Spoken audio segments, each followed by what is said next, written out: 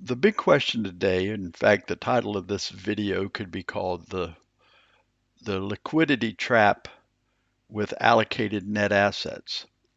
And just to make sure we're clear on the jargon, the word liquidity in business, and at least in English, means how easily is the assets you have, how easily can they be converted to cash? How quickly can you get your hands on cash? So the highest liquid thing you have is the bank account, and probably the lowest is your fixed assets. So it's hard to get cash out of your fixed assets, but if you may have a long-term notes or receivables with conferences or receivables with schools that are hard to collect any cash on. So a liquid asset is one that is easily used to pay bills and to take new initiatives with and so forth.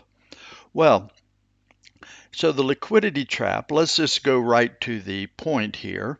You could see here that we have an allocated net asset called Evangelism Big Cities, and that has 682,155.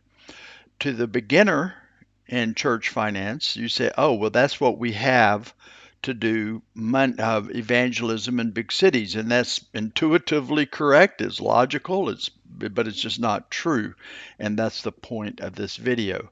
How much of that 682, 155 can we spend on evangelism in big cities?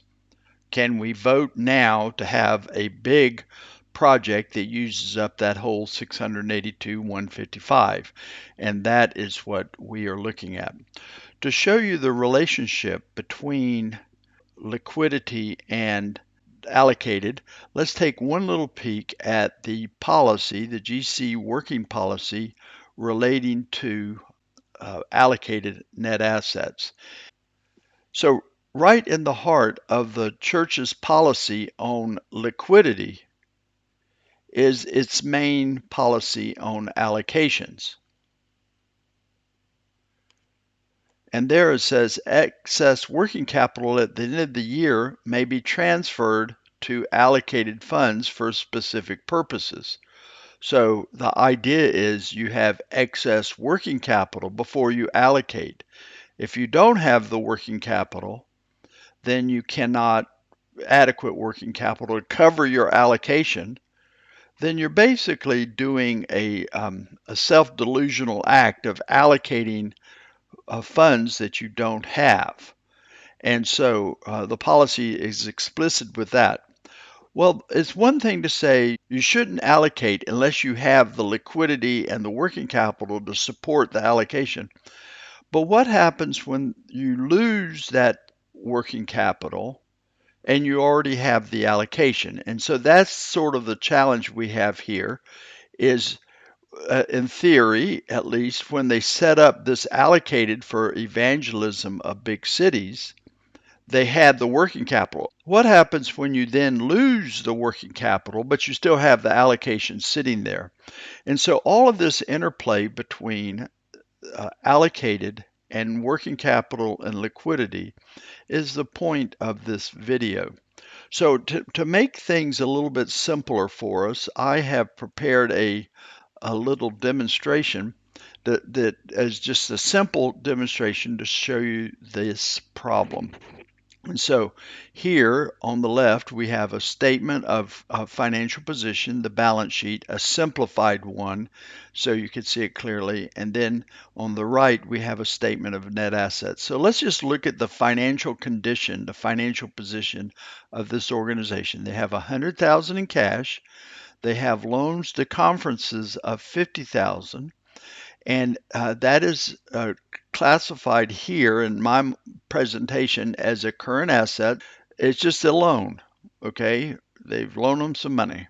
The equipment of 300,000 with total assets of 450,000, current liabilities of 70, and our investment in plant, that's this 300,000 here, is a burden or a segmentation of net assets.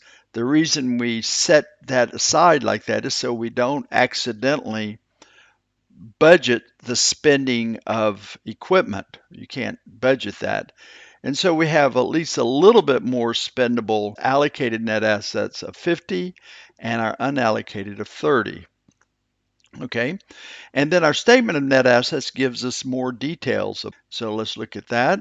We have unallocated of 30. You can see, just like I did in the previous video, show you there's a linkage between these two. There's that.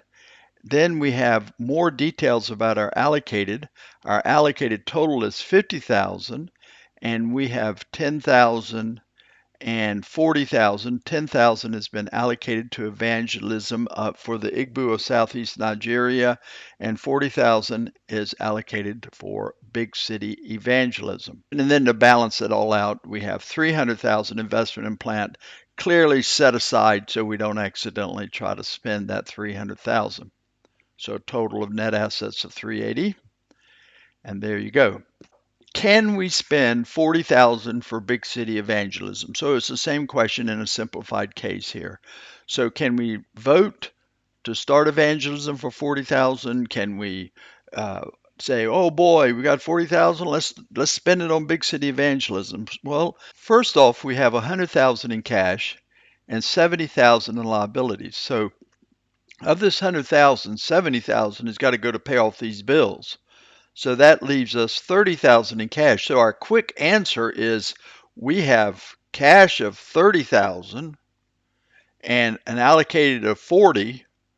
Well, as a maximum, we can spend 30,000 for evangelism, but let's be practical. We can't spend all of our cash. We need cash just to handle the ebb and flow of our cash flows during the year, because during the year we bring in cash and we spend cash.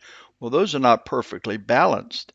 In at least North America and almost every place I've ever been, you spend more. A conference spends more in the summertime for their summer camp and camp meetings, and but they don't collect money until December. I think probably a fourth of donations come in December. Well, you have mismatch between the cash flows going out and coming in. And so for that reason, you've got to keep a little bit of working capital just to handle that, the ebb and flow, as I said. You also need a little bit of working capital for emergencies. So those things I just mentioned, that is the point in future presentations. But right now, let's just assume we don't have to worry about those. We still have 40,000 in our allocated and 30,000 of very liquid assets. So obviously right at the beginning, we can't spend that 40,000. The issue this thing hangs on is those loans to the conferences. Well, and only you would know is in the organization, are those loans going to be collected? If they are just temporary loans that have happened because the conference hasn't sent over their tithe funds yet to this union, then you're probably okay. But if they are genuine loans that have been made to them and you don't know when they're going to get around to paying them or being able to pay them, then you can't. So you would have to evaluate the liquidity of this non-cash current asset to see, do you really have the cash to support voting 40,000 to be spent on renting buildings and sending out advertisements for this evangelistic meetings. They are going to use those things of renting a hall and publicity is going to use up real cash. And so you can't just pull it out of thin air. You've got 100 and you owe 70. That leaves you really 30. Well, how do you make up the difference? And one obvious place would be, well, you're going to be collecting this from the conferences, but if you're not, you shouldn't vote the 40,000. And so that's the liquidity problem. Just because we have net assets set aside over here, it does not mean that they are supported by genuine spendable assets, liquid assets. One way that I encourage, if you can figure out a way to do this, but one thing I think is important is to actually fund your allocated. Okay, so when you vote something to become an allocated net asset, when you vote it, you also take the cash out of your cash to support it and put it into an investment account or into another cash account, which is earmarked. And so you know you have the liquid assets to support your allocated net assets. So I hope this video has helped. And just a quick conclusion is that net assets, allocated net assets, are not necessarily supported with spendable cash to allow you to actually do what they're supposed to be doing. Only if you've taken the effort to make sure that you have the cash will it be there to support the allocation. And anything short of that would be a little bit deceptive.